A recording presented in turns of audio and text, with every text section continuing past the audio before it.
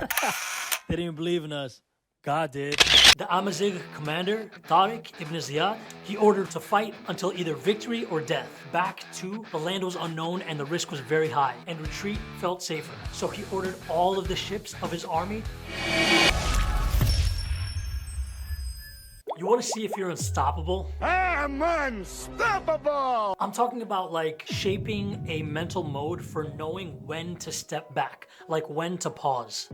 And so over time, I began to notice a pattern in the moments when restraint really actually helped. It wasn't necessarily like some secret formula or something that I consistently followed perfectly every single time, but understanding when to pause. I kept noticing the same posture tended to repeat itself whenever my judgment improved. So I first came across this idea in a book that I wanted to run by you by Brendan Burchard. It's called High Performance Habits. He describes how high performers intentionally choose the emotional states that they bring into different situations. But through my experience, I've also seen it expressed in more simpler and quieter ways. So there's a story about a hardworking father in the trades. He'd sit in his car for a few minutes before entering his home. So after he'd get back from work in a position where he's in constant demand, high pressure, he would arrive back home and sometimes he would go and touch one of the trees in his yard. And he would do this in an attempt to leave his work frustrations with him at work and in order to show up fully for his family so that way he can disconnect, pause for a moment after he got back from a very intense day. Today drained me. This ritual, it wasn't about productivity or discipline. It was about transition and refusing to carry one context unexamined into another. And when restraint actually worked, it usually began with a period of watching and listening. Because in moments of pressure, the instinct is quick to react. Because your instinct, like your gut, it's normally driven by either fear or anxiety. Instead, on absorbing what was actually happening, like where was the tension accumulating? What signals maybe that I was missing, and who was involved. Who? The situation at a pause, at a glance, actually revealed more than it would have under immediate action. And after that pause, certain details started to stand out, like some problems announced themselves loudly, while others quietly shaped everything downstream. So over time, I learned that identifying the real source of friction mattered so much more than addressing surface level symptoms. And I like to refer this as finding the artery first. Because when an artery is damaged, the entire system suffers. But for me, even when the clarity emerged, there was still this temptation to drift towards like the what ifs, like imagining cascading failures. Like hypothetical outcomes and consequences that hadn't even come or arrived yet. And that habit, it often created paralysis rather than progress. What did restore movement was a quieter shift toward the what cans. Like what can actually be done now, in this moment, with the information that I have at hand. And obviously there's gonna be times where you experience several problems at once, and they're gonna feel impossible to solve together, and they are. You have to dial down and focus on one. And this reminder, it doesn't resolve everything, but it pulls you out of speculation and back into action. By staying with the what cans, the rest like gradually followed. So I would advise you to develop routine checks in a sense that under pressure, it's very easy to revert to your old patterns. It's your instinct to act, to prove usefulness, to signal control. But with time and repetition, the pause becomes easier to access. So before some important decisions, I advise you to ask, like, why am I actually here and what do I actually want long term? Like, what will matter 5 years from now? Because these questions for myself, they pull me out of survival mode and put me back into perspective of the current situation. Truly, mental health is the foundation for stepping back and analyzing things more clearly. And improving your mental health means like limiting like dopamine-driven distractions and like setting no digital time blocks, practicing meditation or prayer, staying socially connected. Of course, exercising, we've talked about it a million times, and spending time outdoors, absorbing the sun, having the wind hit your body, and taking that opportunity to reconnect with Mother Nature. I still don't always pause before reacting, truly. But I've learned that when my judgment fails, it's rarely because I lacked options. More often, it's because I moved too quickly before I understood exactly where I was. Assalamu alaikum, friends. It's Ali Aladina, and welcome back to the vlog. Do you find it hard to be disciplined? I did for many years, and I still do. But here's what refuels me when discipline is the last thing on my mind. Number one, make the alternative painful. I hope you like pain. In Roman times, legionnaires, they developed chiseled, muscular bodies. Not because Fusi on Instagram told them to get ripped. Yo, shout out to Fusi, that guy did an outstanding body transformation. But because these legionnaires, they knew that they had to. They had to develop their bodies. It was either face weakness and death in battle, or humiliating punishment from their superiors. The procession of shame. You will be disciplined more organically if you limit your options just like this. In a sense, like it's do or bust. But how do we make the alternative painful in our modern age? Well, there's things you can do. For example, you can pay an accountability partner money if you fail, or you can make your progress public. This way you avoid falling short when everyone is watching. Also, burn your ships. I said burn it.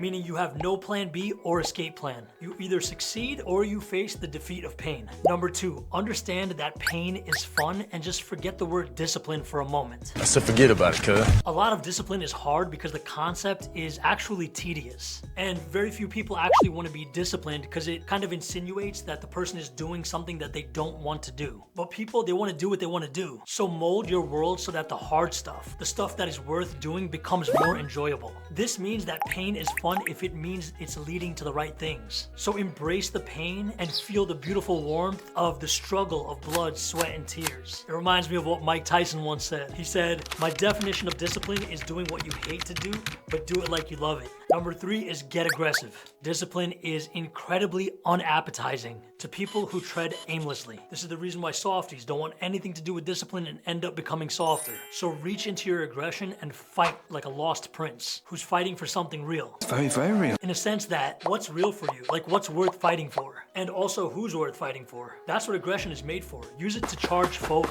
with your goals, with your ambition. And in this state, with this vision, discipline won't require any force. It'll come naturally. Number 4, think a little bit less and tap into the abyss, like the world of the unknown. And that's because success exists when you're 2 steps outside of your comfort zone. But all the answers for the overthinkers lie underneath the shoulds, the coulds, the maybes, the what ifs. We already know it's a circus up there when you start grinding. But if you feel nervous about the circus, then you're overthinking it. If you're doubtful about your capabilities, you're also overthinking. If you feel in any way less than capable and any less than a human just exploring his zone of genius, then you're also overthinking. So I advise you to develop the habit of using your thoughts as a useful tool for thinking, but also dropping your tightness around your thoughts when needed to in order to move forward and elevate yourself. And that's when true creativity shows up, like when you're plugged into this free-flowing kind of intelligence. You'll just simply do what needs to be done, but you gotta burn the ships. The Amazigh commander, Tariq ibn Ziyad, during his conquest of Al-Andalus in 711 AD, he ordered for all the ships to be burned down, to fight until either victory or death. Back to the land was unknown and the risk was very high, and retreat felt safer. So he ordered all of the ships of his army to be destroyed after they reached the point of destination, so no one could return and take a ship back. There was no backup plan and there was no way out. Only one direction, and that was forward. That's why the phrase still exists till today. Burning the ships means that you want something so badly, that you are so sure that it will happen, that you're willing to go for it with everything that you got. Let's go, let's go, let's go. Because when there's no option to return to who you used to be, you start showing up differently. So I want to tell you about the $3 rule and how it works. So if you make $300, $3,000, or $3 million, here's exactly how it's supposed to be distributed. Let's talk about $3,000, okay? The first $1,000 of that has to go to what you need to pay for. Food, bills, mortgage, insurance, whatever the case is. The second 1,000 is for real estate, investments, stocks, whatever investment you feel most comfortable with. And the third 1,000, you can use that to either buy the things that you want or put it into savings. What most Americans do is they take the last 1,000 and they do that first. They go spend whatever they need and whatever they want as a desire, prioritize their wants first because they worked really hard and now they want to treat themselves. So now let's take this $1,000 and let's go on vacation. Let's take this $1,000 and go spend it at the mall and go shopping. Take this $1,000, spend it on Amazon and buy some things that we want for the house. And they never get to the number 2, which is taking the second 1,000 and putting it into investments. And number 1 is always late, which is the things that they need to spend on.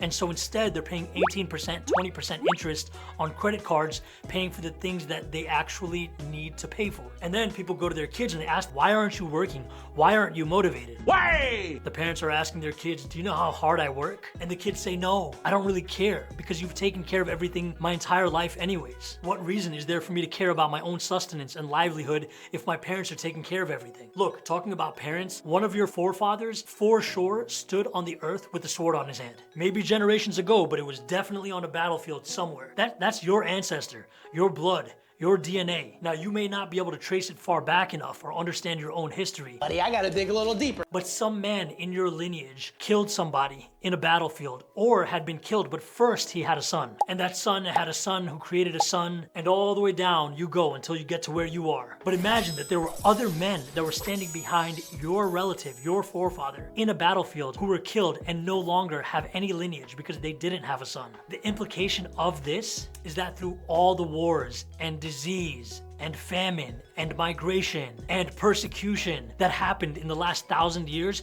your bloodline survived. So you, my friend, have the bloodline of champions. You had a forefather who stood on a battlefield, fierce, in battle, and crushed it, and you're afraid to make a cold call.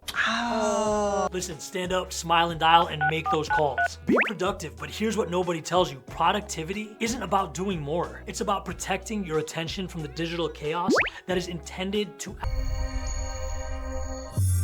absolutely destroy your attention and focus on high-level tasks. A University of California study found that it takes 23 minutes in order to regain focus after a single interruption. Let that sink in for a second. If you're getting constantly interrupted and it's taking you 23 minutes in order to regain attention, are you really ever focused? So I want to go into 7 questions about knowing whether people are lying to you or not. Because a lot of times in business, people may lie to you in order to avert your attention or your focus. Number 1, can you repeat that from the beginning? Say that again? Because liars, they struggle when they need to recall their own story. Because the truth flows and lies typically stumble. Number 2, have you told this story to anyone else? Have you been lying? Because real experiences, they sound natural. And fake ones, like they really feel rehearsed. Number 3, how long did it all take?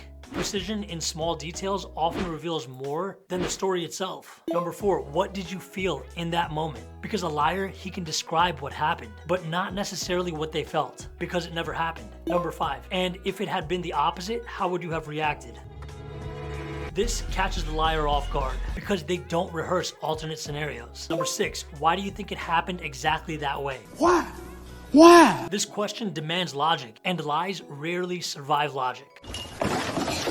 Number 7, are you sure about that? Are you sure about that? When asked calmly, it shakes any fragile narrative that was never real. Earlier in this vlog, I talked about exercising. I also talked about your forefathers and how they were in battle, and that's how you ended up here. So let's talk about the inheritance of physical routines and how that is inherited through lineage, through generations. There was a groundbreaking paper published in Cell Metabolism. It uncovered how a father's exercise routine can directly influence the endurance and metabolic health of his future offspring. The researchers at Nanjing University found that when male mice trained consistently before conception, their offspring actually inherited stronger aerobic capacity, better glucose metabolism, and enhanced mitochondrial function, even without any training of their own. This is training that their father did before conception. But the mechanism behind this inheritance was absolutely striking. Because exercise, it remodeled the father's sperm on a molecular level. It changed the expression of small molecules known as mRNAs. These microRNAs reprogrammed the early embryo by suppressing a gene called NCOR1, a brake on mitochondrial activity. This boosted energy metabolism and endurance in the next generation. The same microRNAs were found elevated in trained human males, suggesting that these effects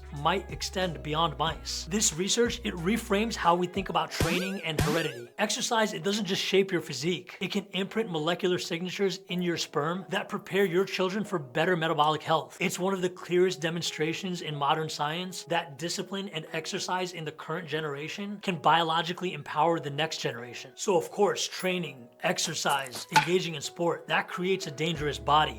But what about a dangerous mind? The most dangerous minds, they aren't healing, they're disrupting. They don't sit around waiting for closure or collective approval. They move through the mess and not around it. Get out of my way! Their danger lies in their refusal to be stalled by the idea that everything must be resolved internally before anything can shift externally. While others circle the drain of endless self-work, they intervene like they build while they're breaking, they speak while they're trembling, and they push while they're still bleeding. Dangerous minds know that transformation does not require perfection. It requires motion because the world doesn't change when everyone is healed. It changes when enough people decide to act despite the cracks in the system. There's a moment when you look in the mirror and you don't recognize the person that's staring back at you. Wait a minute! Who are you? The scrappy kid who started with nothing but dreams, he's gone. The desperate hustler who would do anything he needed to do in order to survive, he has disappeared. In their place stands someone who signs paychecks instead of receiving them. Someone who makes decisions that ripple through other people's lives. Someone who simply cannot afford to be reckless because 20 other families rely on that person making key level decisions. The transformation, it happens really slowly and then kind of all at once. One day, like you're grinding in your garage, the next minute you're in a boardroom making decisions that affect entire market or an entire industry. Like one day you're worried about your own rent and the next day you're worried about everybody else on your team's mortgage. But the person who started this journey couldn't handle the journey that you're on right now. You evolved and you developed. They didn't have the wisdom or the strength or the stomach for the weight that you carry. You had to kill that version of yourself in order to become this one. It's lonely at the top, not because there aren't people around you. It's because the person who climbed that mountain is not the same person who started climbing at the bottom. Success, it doesn't just change your circumstances, it changes your DNA. And sometimes you actually miss the simplicity of who you used to be, even though you'd never go back. So I want to talk about strategic invisibility. Ottoman palace records reveal that sultans, like the rulers of that particular time, conducted most of their governance through intermediaries. Rarely did they appear before their own advisors or subjects. Power dynamics researchers who studied imperial influence reveal that these patterns in governance were not the paranoia of the sultans. No. It was strategic mystique cultivation, where physical absence increases perceived authority, and it makes demands seem more absolute rather than face-to-face requests. So what's the principle here? Ottoman leaders, they understood that direct human contact and direct face-to-face, it humanizes leaders. I'm only human after all. And it also invites negotiation. While distance, it creates psychological elevation, and that makes compliance feel inevitable. When people never see you face-to-face, they project maximum authority onto you because the imagination, it fills absence with exaggerated power. Social psychology research found that this invisibility increases compliance rates by over 300%, meaning 3x the amount of compliance in the demands without negotiation. When authority figures maintain a distance, subordinates attribute greater competence and power than direct observation would support, making influence automatic rather than negotiated. Historical records show that Ottoman sultans maintained control over vast territories with minimal personal visibility, while like more hands-on rulers constantly battled resistance. They discovered that familiarity, it develops questioning, like working with your family who knows you really well and continuously questions your decisions because they know you so well. While strategic absence breeds assumption of capabilities that you might not actually possess. Some people, they think that success requires constant accessibility and constant visibility, like show up everywhere, be hands-on because FaceTime builds influence. Couldn't be further from the truth. True that. True that. Strategic absence often creates more authority than constant presence. One group of people and owners exhaust themselves by being constantly visible and face-to-face, and it also dilutes their perceived value. The other group of leaders cultivates mystique through selective absence and commands automatic compliance. Harvard Business School researchers studied Byzantine merchants, and while they were studying these ancient trade records, they discovered that Byzantine merchants dominated Mediterranean commerce for 9 centuries using a single conversation technique. Modern negotiation experts find this method more effective than any method taught in any MBA school for closing deals and actually getting what you want. The trick, instead of getting what you want, ask, what would need to happen in order for this to work perfectly for the both of us? Then stay completely silent for at least like 7 seconds. This forces the other person's brain to solve your problem, and this helps them feel like they're in control of the situation. Behavioral economists found that this creates collaborative solution bias. When people generate ideas themselves, they become psychologically invested in making those ideas actually succeed because they thought of it themselves. The 7-second silence is crucial according to Harvard Business School because most people, they can't tolerate dead air and will fill it pretty much immediately with concessions and creative solutions. Byzantine trade manuscripts show that merchants actually use this technique from everything from negotiating pay salary to business partnerships to resolving issues with suppliers. They understood that the best deals happen when the other person convinces themselves to say yes.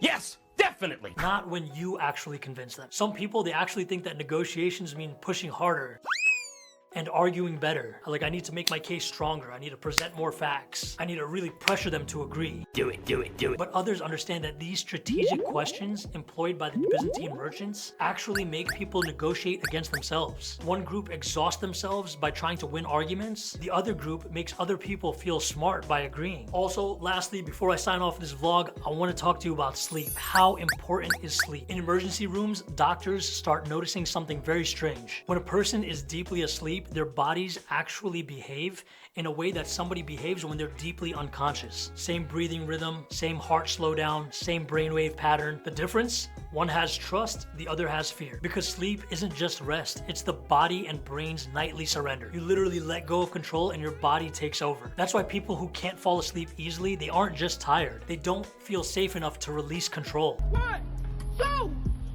2, 3, release them. Resuscitologists suggest that the line between sleep and actual collapse is much thinner than we think. What keeps us alive isn't strength, it's rhythm. The body follows the heart. And when your emotional system is constantly on alert, even sleep feels like a threat. The truth is that your brain won't let you rest if it doesn't trust that you're gonna go into sleep in a safe and secure environment and also wake up calm. That's why real recovery isn't about more hours of sleep. It's about emotional safety during sleep. Because the body, it only rests when it feels like it's not in danger anymore. So if you wake up exhausted every single morning, it's not a lack of time. It's your body whispering to you, I never actually got a chance to rest. Thank you so much for watching and see you at the top. Peace.